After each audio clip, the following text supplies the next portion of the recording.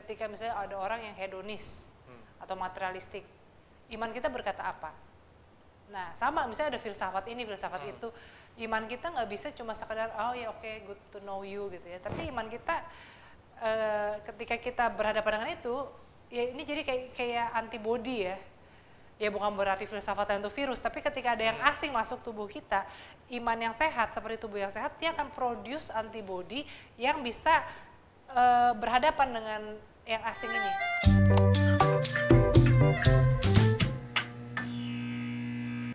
Halo teman-teman semua. Shalom. Mantap, bener sih ya, shalom ya. Shalom dong, orang Kristen. GKI Israel Utama ya, benar-benar. Oke, kembali bersama saya Andrew Timothy dan rekan saya Ari. Kami dari Komisi Pemuda GKI Israel Utama. Pada kesempatan kali ini akan memandu, cailah mandu bro. Mandu. Kisut. Apa tadi kisut? Mari kita usut. Oh, harusnya markisut ya? Mari kisut. Ya udahlah. Mari kita usut. Hari ini kita ngebahasnya ya mungkin sedikit praktikal kehidupan sehari-hari, tapi kita juga pengen lihat dari perspektif Kristen, ya enggak? Betul banget. Biar nggak orang Kristen. Betul. Maksudnya kan biar nggak daripada sosok keren, edgy gitu kan, kekinian, tapi kita lupa kalau kita punya agama. Itu.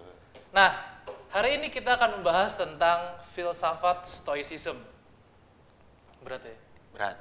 Dan udah lumayan sering dibahas kecuali di dalam gereja ya. Iya sih. Di buku-buku tuh banyak. Betul. Filosofi teras, seni untuk bersikap bodo amat. Di YouTube juga banyak ya, Banyak. channel-channel kayak gitu. Banget. Nah, kan kita udah, mungkin teman-teman semua udah pernah lihat di YouTube atau baca bukunya, tapi daripada bingung ini arahnya kemana, kami mengundang orang yang kami nilai memang apa ya, Ya udah. memiliki pengetahuan kali ya. Ya sudah cukup mendalami lah ya. Betul, jadi supaya nggak misleading, ini arahnya kemana, biar nggak sosok edgy, tapi jawabannya memang berdasarkan yang hal-hal yang baik dan teologi, gitu kali ya. Dan biar balik ke kekristenannya lagi gitu. Betul. Nggak biar-biur. Jangan yang itu dong, Pak. Jokes internal itu ya. Anyway, pada kesempatan hari ini kita sudah hadir di depan kita, perempuan yang cantik, apalagi Ri? Masih muda. Masih muda. Apalagi? Banyak sekali ya. Ini kalau bacain CV-nya kepanjangan ya. Kepanjangan pastinya. Pada kesempatan hari ini kita sambut Pendeta Yolanda Pantau. Hai, saya lagi yang ada di sini. Halo Kak. Halo Ate, Ari. Tunggu, daripada kita basa-basi aneh-aneh, ini rambut emang model atau gimana itu Kak? Saudara-saudara, rambut ini bukan berantakan. Memang modelnya seperti ini. Tolong berhenti ngejudge. Betul. Bukan yang nyisir. Jadi kalau bisa di komen YouTube-nya, itu kenapa rambut Kayola berantakan? Itu model ya? Itu model. Itu model teman-teman. Mungkin tren 2022. Oke, siapa tahu kan tahun depan? Siapa tahu, kita lihat aja nanti. Anyway, daripada kita ngelantur pembukaannya kepanjangan, kita masuk kali ya. Cuman sebelum kita detail ke filsafat Stoicism, kita mungkin perlu tahu nih, filsafat itu sebenarnya apa sih? Apa sih Kak filsafat itu? Nah, filsafat itu orang seringkali tuh udah ngeri duluan. Kayaknya cuma orang yang belajar filsafat tuh kayak cuma orang yang benar-benar terberkati atau ya mungkin terhilang gitu ya. Dan karena seringkali orang juga belajar filsafat jadinya awkward, beda dengan kebanyakan orang. Ya cara berpikirnya, cara ngomongnya. Dan ada sih, pasti kan kalian juga kuliah, ada mata kuliah filsafat gitu ya. Tapi itu seringkali menjadi mata kuliah dasar yang udah yang penting lewat lah gitu kan. Padahal sebetulnya filsafat itu dasar dari segala ilmu. Bahkan kalau kita bilang untuk kehidupan sehari-hari, filsafat itu adalah sesuatu yang ada pada setiap orang. Karena filsafat itu world view, cara manusia memandang dan memaknai realita dalam kehidupannya. Kan dari dua kata, filosofia. Filosuka, Sofia tuh hikmat, kebijaksanaan, wisdom. Jadi sebetulnya berfilsafat itu artinya kita mencari menggunakan hikmat untuk memandang kehidupan. Nah, that being said, ada juga orang-orang yang menjalani hidup punya world view, tapi belum tentu berhikmat. Misalnya world view-nya itu matre, semua dinilainya berdasarkan materi. Nah itu nggak bisa kita katakan itu orang yang filosofinya atau hikmatnya adalah kematerean gitu ya, nggak bisa. Tapi pada dasarnya semua orang tuh bisa berfilsafat kalau dia mau diajak mendisiplinkan pikirannya untuk berpikir dengan jernih dan berhikmat. Tapi berarti ketika dia materialistis pun sebenarnya itu filsafat atau bukan? Itu worldview. Jadi itu sebuah operating system. Nah, filsafat itu adalah operating system yang bagus, yang teruji lah. Ya bagus itu memang subjektif ya, karena ada juga filsafat yang let's say kita sebagai orang Kristen ada filsafat yang ateistik, yang menolak keberadaan Tuhan. Nah pasti buat kita orang Kristen itu nggak cocok. Tapi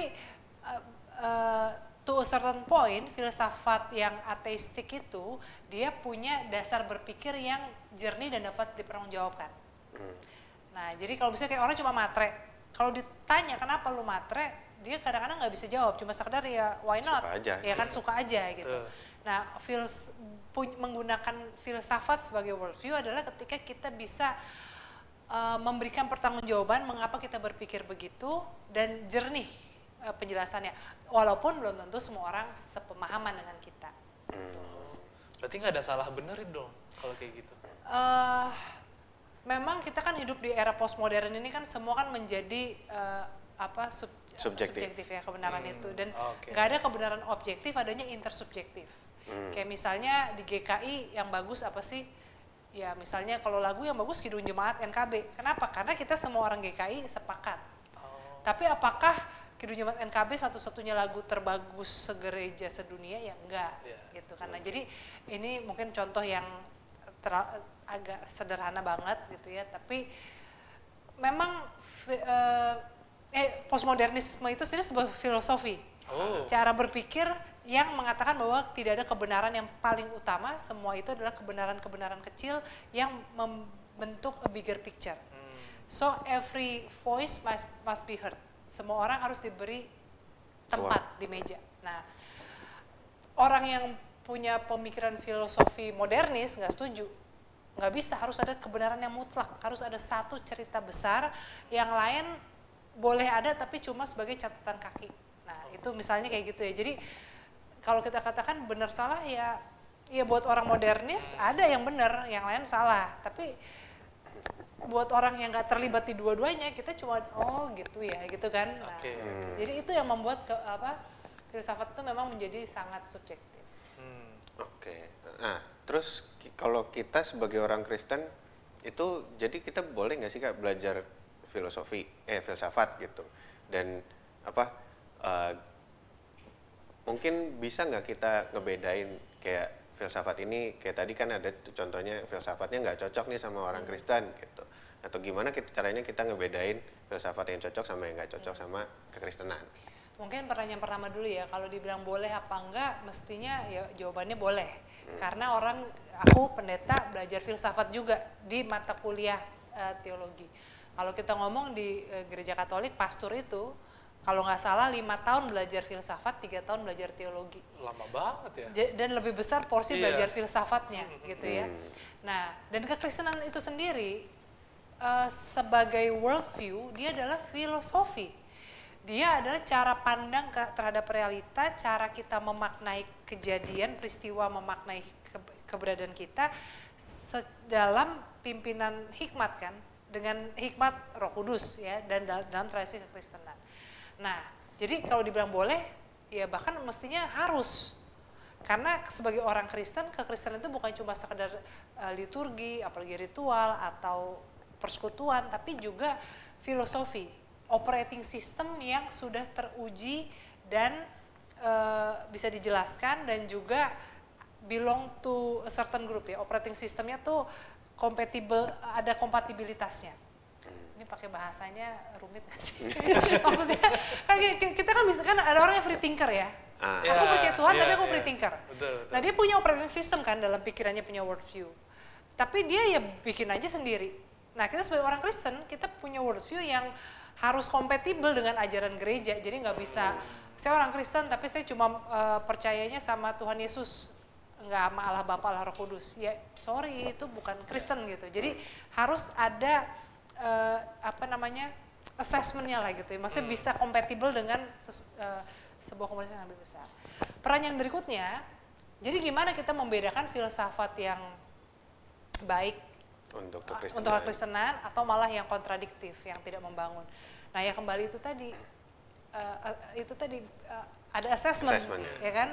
Kompatibel nggak sih dengan ajaran kekristenan? Ya kayak misalnya kita belajar filsafat, let's say misalnya filsafat yang ateistik gitu ya, yang mengatakan bahwa hidup ini yang nggak ada penciptanya dan selesai hidup ya udah beres ya, kayak pohon aja membusuk selesai gitu kan. Nah ini kan dengan kekristenan tidak cocok ya. Iya, nggak nyambung gitu. Ada sebuah perbedaan yang prinsipil. Ya udah kalau kayak gitu kita tahu, ya kita untuk tahu membuka wawasan boleh, tapi untuk menginternalisasinya menjadi operating system kita itu ya jangan, karena jadi bentrok. Gitu. Gile. Pusing ya, ini baru awal-awal loh. Lumayan. Baru awal aja kayaknya. Kayak di hari Minggu, kita syuting di hari Minggu ya teman-teman. Terus kayak biasanya nyantai, ini ngomongnya berat banget. Oh apa? Lanjut. Kalau filsafat sendiri tuh mempengaruhi kekristenan nggak sih? Either itu di Alkitabnya atau ajaran-ajarannya? Filsafat yang di luar kekristenan maksudnya ya? Iya. Beberapa misalnya kayak Injil Yohanes itu sebetulnya ditulis untuk melawan filsafat Gnosticism. Bukan melawan, tapi untuk memberi pertanggungan jawab, karena saat itu banyak orang Kristen, kan dulu kan belum ada Alkitab, belum ada gereja, banyak orang Kristen dengan latar belakang Yunani, Helenistik, itu terpengaruh kecampur baur dengan filsafat Gnosticism. Makanya lalu dituliskan Injil Yohanes untuk menjelaskan siapa Yesus, bahwa dia adalah firman yang menjadi manusia dan seterusnya. Itu sebagai respons terhadap filsafat Gnosticism. Jadi ya kekristenan juga terpengaruh dengan filsafat pada zamannya. Gnostik tuh yang percaya kepada Tuhan. Gnostik itu yang mengatakan bahwa untuk mencapai tanda kutip keselamatan atau pencerahan batin atau mencapai nirwana atau apalah, aku nggak paham bahasa mereka apa, kita perlu punya pengetahuan. Jadi pengetahuan itu yang menyelamatkan kita. Ya ini agak mirip dengan stoicism nih, nanti mau dibahas ya. Jadi kalau pikiran kita itu udah benar, kita akan memperoleh damai sejahtera, dan bahkan kalau Gnosticism mengatakan ya kita akan mencapai ini kebersatuan dengan yang ilahi lah, kurang lebih begitu. Iya. Ternyata memang ada ya, maksudnya kadang kan kita di kehidupan sehari-hari gitu, agama jangan dicampur aduk sama filsafat, tapi memang sebenarnya hidup berdampingan kali ya bahasanya. Bahkan sebetulnya mestinya agama dalam arti iman yang kita hidupi itu harus selalu bisa memberi jawab dengan berbagai worldview yang ada. Ya kan, maksudnya gini, ketika misalnya ada orang yang hedonis atau materialistik, iman kita berkata apa? Nah sama, misalnya ada filsafat ini, filsafat itu, iman kita nggak bisa cuma sekedar oh ya oke, good to know you gitu ya, tapi iman kita ketika kita berhadapan dengan itu, ya ini jadi kayak antibody ya. Ya bukan berarti filsafat itu virus, tapi ketika ada yang asing masuk tubuh kita, iman yang sehat seperti tubuh yang sehat, dia akan produce antibody yang bisa berhadapan dengan yang asing ini. Ya kan, kalau kita cuma antibodinya cuma segitu-gitu aja nih, cuma antibodinya cuma buat masuk angin sama pilek, begitu kena virus yang lain, kolaps kita kan. Nah, dan kita nggak bisa mengatakan dikotomi, udahlah, ya udah, lu baca buku itu, lu nonton film ini, cukup tahu aja, sampai rumah lu berdoa baca Alkitab seperti dari sekolah minggu, nggak usah macam-macam. Itu artinya imannya jadi kayak masuk kamar doang kan. Padahal iman yang dihidupi itu yang bisa berespon dengan hal-hal yang kita hadapi.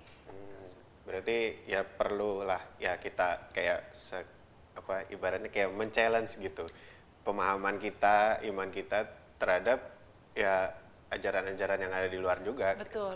Walaupun gini, bukan berarti kita harus semua ada ayatnya ya. Kadang-kadang tuh cari ayatnya buat ngadepin, nggak harus, tapi nilai-nilai kekristenan ya, prinsip-prinsip kita ketika berhadapan dengan ini kan misalnya kalau nanti kita ngomong tentang stoicism, kekristenan tuh seberapa bisa agree, menerima, tertolong dengan pencerahan stoicism, seberapa bisa mengatakan enggak, kita nih punya nilai yang seperti ini yang ya yang nggak akan apa saya bukan lebih bagus atau lebih benar, tapi dalam arti ya memang beda gitu. Kita nggak akan bisa sepenuhnya stoik kalau kita sepenuhnya Kristen. Menarik kan? Pengen tahu? Sebelum protes, simak seterusnya. Ngomongnya udah potan. Jangan protes, apalagi protes soal model rambutnya ya. Nah, gimana mulai berat ya. Cuman tapi ternyata tuh nggak.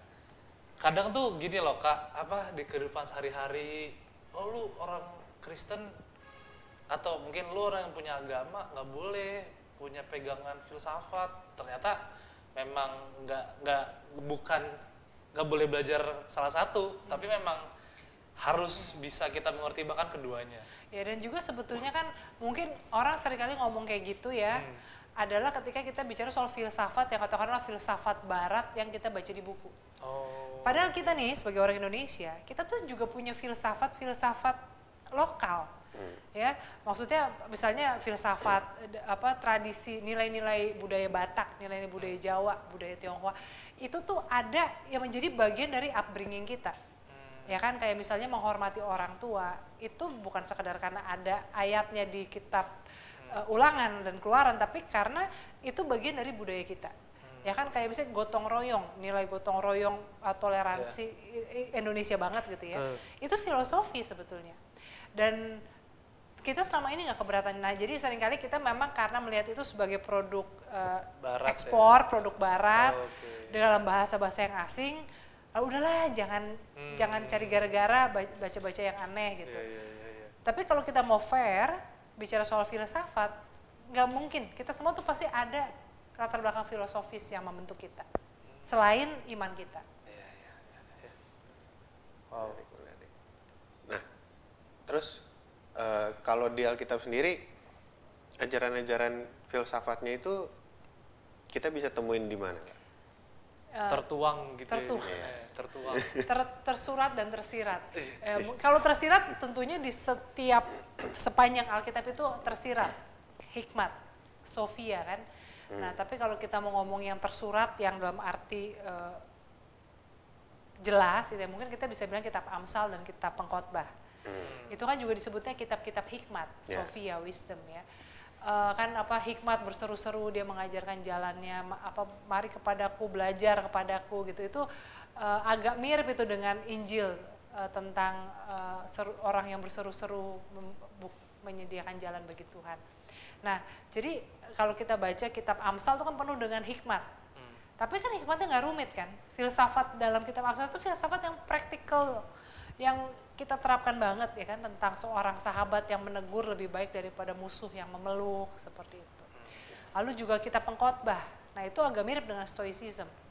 Bahwa segala sesuatu sia-sia, orang yang pintar dan orang yang tidak belajar tuh sama-sama tidak bebas dari penderitaan. Jadi bagaimana seharusnya gitu? Ya harusnya ya udah nikmati aja hidup selagi bisa. Nah, temanya Pengkhotbah banget. Iya, kita memang Pengkhotbah gitu kan. Itu kan sebetulnya filosofi banget kan, way of life. Ya kalau ini stoicism itu kan juga sebetulnya way of life, bukan filsafat yang kita belajar dalam istilah-istilah rumit, tapi bagaimana supaya kita bisa hidup itu damai dan santai. Wah, dari tadi udah nyerempet stoicism nih. But, Emang apa aja sih Kak filsafat tuh yang yang kita bisa pelajari gitu sehari-hari? Itu susah juga ya Mbak, susah dijawab ya. Ya tentu ada banyak ya, maksudnya kayak misalnya, kalau aku sendiri lebih suka sebenarnya filsafat timur. Kayak misalnya kan kayak Lao Tse itu ya, itu kan dia banyak mengajarkan tentang filsafat tentang pengosongan diri. Ya dia bilang kan kayak misalnya segala sesuatu yang terlalu keras itu tidak menyenangkan, musik terlalu keras kita nggak lagi menikmati. Justru harus yang tepat gitu ya. Lalu misalnya dia juga bilang gelas itu kalau penuh nggak berguna, dia harus dikosongkan untuk berguna. Atau misalnya juga dia bilang kan, rumput itu diinjak-injak, tapi kalau ada angin ribut, yang tumbang itu pohon yang besar, rumput nggak akan tercabut.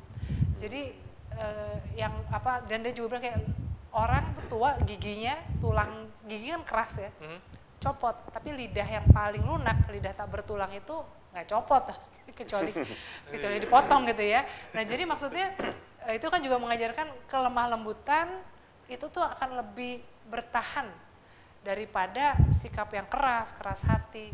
Dan ini sebetulnya sejalan dengan perkataan Tuhan Yesus. Berbahagialah orang yang lemah lembut karena mereka akan mewarisi bumi. Artinya they will inherit the earth. Sementara orang-orang yang gagah perkasa, sombong dan jumawa mereka akan berlalu gitu. Nah jadi sebenarnya kalau kita bilang filsafat tuh apa aja banyak sih.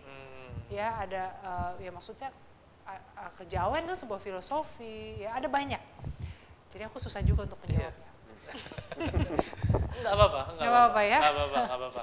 Nanti kita akan fokus ke satu aja, stoicism, biar nggak terlalu panjang. Ya. Tapi stoicism itu oke nggak Kak untuk dipelajari? Menurut aku oke, karena stoicism itu tadi way of life. Dia bukannya filsafat yang belong to elite class.